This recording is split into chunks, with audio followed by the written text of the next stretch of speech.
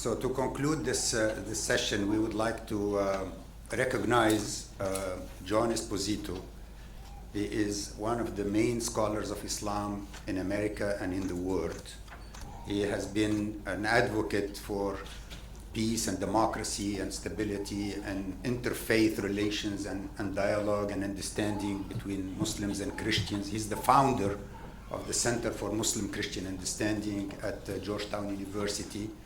He served for 10 years as the vice chairman of the board of CSID. The first 10 years, John was a founding member and the vice chair with Ali Mazway, Allah yarhamu, who was the chair at the time. Ali Mazway was the founding chair of the board, and John was the vice chair of the board for the first almost 10 years, 9 or 10 years. So we thought that it would be really appropriate in this conference to recognize the contributions of John Esposito to the topic of Islam and democracy. I think he wrote one of the first books on Islam and democracy. And he wrote the first books on what Sharia is. What's the title of that book? Sharia, What Everyone Needs to Know. What Everyone Needs to Know. It's one of his first books. He is, of course, a prolific writer on Islam, has over 20 books, I think, on Islam. 50?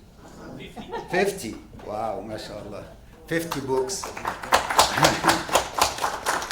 that have been translated in maybe 50 languages or more. Beautiful title, The Straight Path. The Straight Path, Islam, the Straight Path was, I think, one of the first books, Islam, the Straight Path. So for a long time, wherever you go in the Muslim world, if you mention John Esposito, it's very likely that people know him and have heard of him and know who he is. So John is really has been a trailblazer in this fight for understanding of Islam in the modern world, understanding of relation between Islam and democracy, and between Islam and Christianity, and of course has played a big role here in Washington, D.C. and in the policy-making system. So we want to give him an award today, and we call it the Lifetime Achievement Award. It's the first time we give this award. I just wanted to give him this award at the end of this conference to thank him for all his contributions, which have been really enormous. To me personally, I met John, I think, in the 80s, when I was still a student at MIT, and he was teaching at Holy Cross, which is also in Massachusetts, near Boston. And I think the first time I met him is he came to MIT and you gave a lecture at MIT. That's when I met you, and then we visited you, and you visited us in Tunis, in Tunisia. So life is short, but it certainly has been a pleasure knowing John and counting on his advice and counting on his support for the last 25 years or longer, actually, 20, more than that. So I have the award there in the back of the room. I'm going to go get it. But before that, would you give us some remarks about Islam and democracy and where we go from here?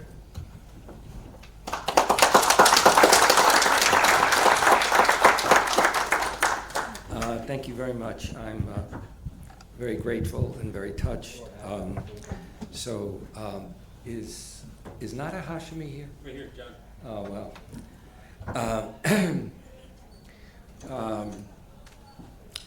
What I say in some of my talks is I usually begin by saying that I cried at my wedding, my wife did not. So I am an emotional Italian. And I appreciate this award. I would like to make a couple of observations. I think it's important to realize just how far we really have come. When I announced that I was, well, first of all, my background is that for many years I was a Capuchin Franciscan. I left 2 years before ordination, but married 61 years, so I balanced that a little. nobody could believe. My colleagues all said to me, "You'll never get a job." And that was the case. I finished my degree. There were no jobs to teach Islam. Closer, okay. There were no jobs. I got a job to teach world religions because I was, among other things, I was trained as a Catholic theologian and had taught Catholic theology. And then I did Buddhism and Hinduism, never wanted to take a course in Islam. It never occurred to me. And the only reason I took it was that the chair of the department, a very soft-spoken person, having suggested it by the third time, raised his voice and said something like, "What is it about you Catholics? The Catholics were dominating the graduate union. You know, you don't seem to listen to me." And then I met Ismail Faruqi, and Faruqi said, "We need to plan your degree." I said, "I'm taking one course." 2 months later, he called me in and said, "Sit down, fill out this application to study Arabic at Penn." I said, "Why would I study Arabic at Penn?" He said, "Because you need to study Arabic in order to do Islamic studies." I said, "But I'm not going to do Islamic studies." He said, "Fill it out." He was a very forceful person. Well, I got it, and they paid you in the summertime, so I decided to do it because I thought it would be a great thing at cocktail parties, not Muslim cocktail parties, but the kind that I go to. But the reality of it was that somehow I backed into the field, but at the end of the day, there just were no jobs. At that period of time, it wasn't until the mid-1980s that foreign service officers covered Islam when they were being trained about countries. Otherwise, Islam, and a colleague and I did Middle East, South, and Southeast Asia, but that was the mid-1980s. The Middle East Studies Association did not have panels on Islam. They might have it historically, but not contemporary. The American Academy of Religion did not have Islam, and this was the Academy of Religion. Now, because I don't have an ego, I'll tell you that I am the first person to ever be president of both, and the idea that I would become president for many people was unthinkable. You know, in 1984 or whatever, when I was elected, I couldn't believe it. I don't even know how the heck they did it. It was a wide open election. But that whole idea that there was no presence in the professional associations. In schools, Islam was not part of the curriculum in most colleges and universities. When I got my job at Holy Cross in the summer, a Jesuit said to me, "So what will you be teaching?" I said, "Well, we're religions, Islam." He said, "You'll never survive."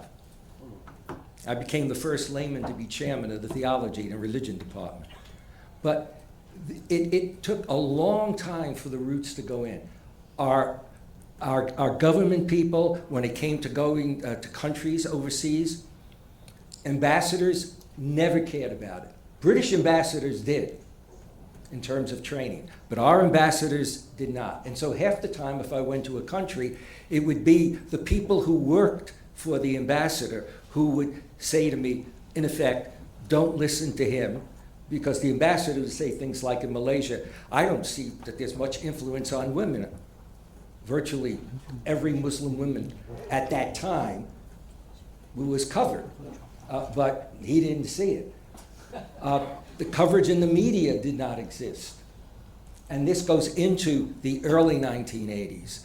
The editor for a major newspaper was challenged in a conference that I ran. "Why is it you don't talk about moderate Muslims at all? Why is it you don't even cover it?" And he basically said, "If it bleeds, it leads."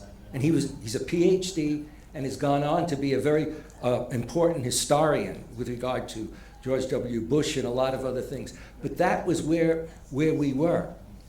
And we moved forward at a certain point, but we're still nowhere near it. Now, Radwan and his wife, any man who's successful has to be somebody who depends on his wife. I did with my wife, anything that I've accomplished in my life has been my wife. That's why I thank her in every book I did. But I have to be honest about it. She read every damn thing that I wrote, And at a certain point said to me, oh, early on, I get it, John. You want me to say, gee, that's wonderful what you said. I said, what do you mean? She said, well, every time I make a suggestion, you seem to get really concerned. It really throws you a little bit. But in any case, Radwan, the idea that he gave up with an MIT degree, he won an award when he was in corporate situation, and that he would devote his life to what he did, that's phenomenal. You know, I mean, there are very few of us who, and he continues to do it. His wife and I also gave us the best box of chocolates I've ever had as a gift. You're welcomed at our house of Florida anytime. There were a lot of things that I wanted to say, and we don't have the time. But I think it's important for us to realize that from my point of view, we're at a crossroads. This is a beyond belief situation. For many years, for many, many years, I and somebody else I know who was part of the senior person in the Carter administration, Robert Hunter, who died recently, we happened to get to be good friends. And I said to him, did you have the same feeling I had, you know, that at a certain point, things would really turn around when it came to Palestine, you know, and surely in our lifetime. And I'd always say, surely in my lifetime that'll happen. I compared, you know, the situation to people when I was coming into the field. They were like doctors who retire and they've worked on a disease and it never, but I knew in my lifetime.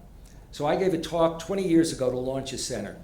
And I talked about Palestine, and I said it would definitely be in my lifetime. I went back for their 20th anniversary, and I didn't raise the question of Palestine in that talk, but I was asked about it. And at that point, I said that I still believe that I would be here. So they should invite me back. I would be 103, but I figured that anything's possible. When it comes to where we are now, it seems to me, I don't even know how we begin to talk about Islamic democracy, because we have to talk about democracy in America to begin with. We can't have, you know, dealing with Islamic democracy when we're dealing with the current situation that we're in, and a situation which it's beginning to look like it might be moving in another direction, but you can never tell. Think about how many of us never thought that we would see Trump get reelected. I mean, that is when he left office. It was inconceivable. I remember at a certain point, my brother Lou and I were sitting there watching in the last elections, you know, and we were just convinced that she would win. I mean, it was just, and so what I'm trying to say is that in a interesting kind of way, my whole approach to this kind of issue is that at this point in time, the most important thing is to look at who we get elected and how we get them elected. It's also to show up and demonstrate, but let me really make this really clear, okay? For everybody in this room, but to a greater or lesser degree, it's important that we support our candidates. And support means if you can do it. You know, it also takes money to get our candidates elected. I mean, look at the other side, you know, in terms of the amount of money that's going in. So to be strategic, you know, and be involved in that way just becomes really important. And I find in a lot of conversations I have, I must say, on occasion I hear somebody, when I'm socializing with people, who'll talk about financially supporting some candidate. But most of the time we will talk and they have the right attitude and they will go to a no kings, you know, but we need to, I think, keep that. I think the other thing is just, and again, maybe sometime I'll record this and send it to you. I mean, normally I don't feel this way. I spent a lot of time on this damn thing. Send it to us. But I think it's really important that each of us in our own way, because we all have different ways in which we can have an impact. Some of us have an audience, or a certain kind of audience. Others have, you know, other ways. But to spread more and more the word between now and the elections, and make it clear, and to be involved more and more And that is a difficult thing. I see it because my wife and I lived in Washington 30 years, but we also lived in Florida for 22 years during the wintertime. And you really get a sense of where we are, in an everyday sense, when you realize where some of these states are.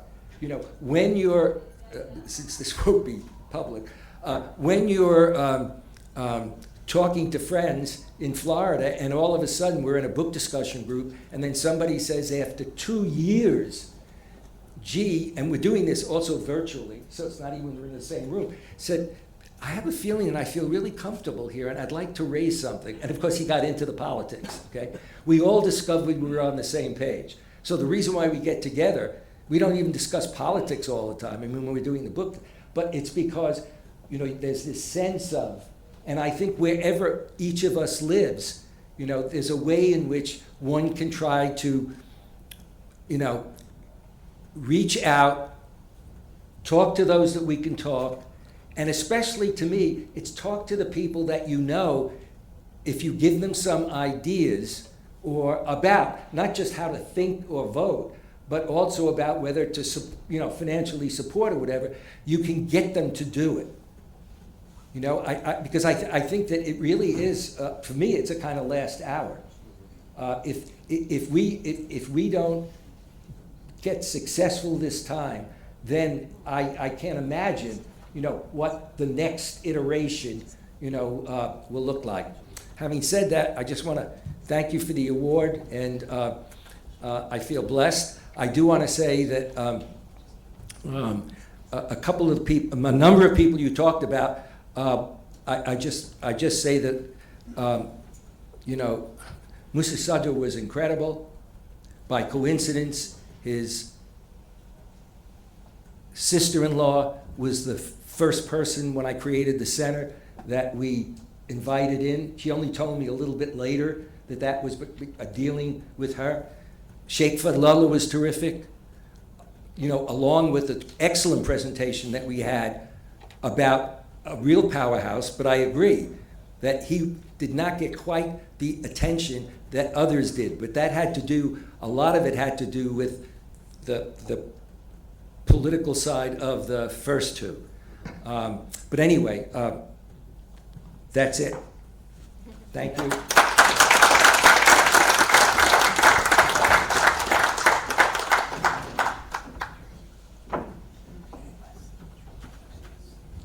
So now, Asma Afsaruddin, the chair of the board of CSID, and Nader, a current member of the board of CSID, will give the award to John Esposito.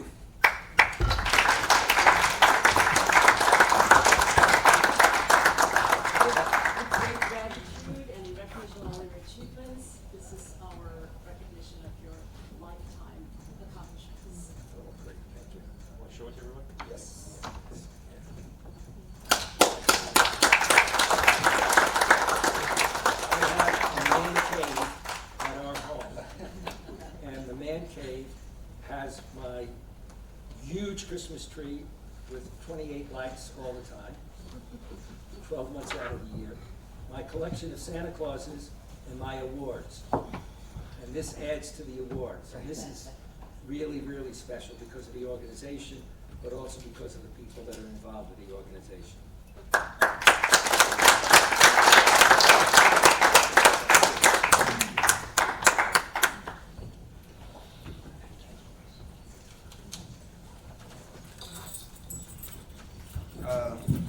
With that, we conclude this conference, the 24th annual conference of CSID and MPAC.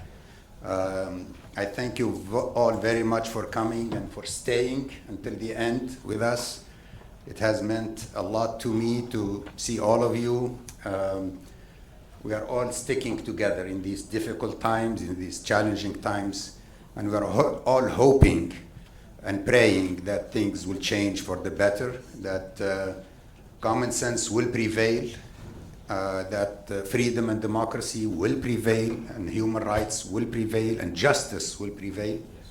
At the end of the day, we can all do what we can, and leave the rest up to God.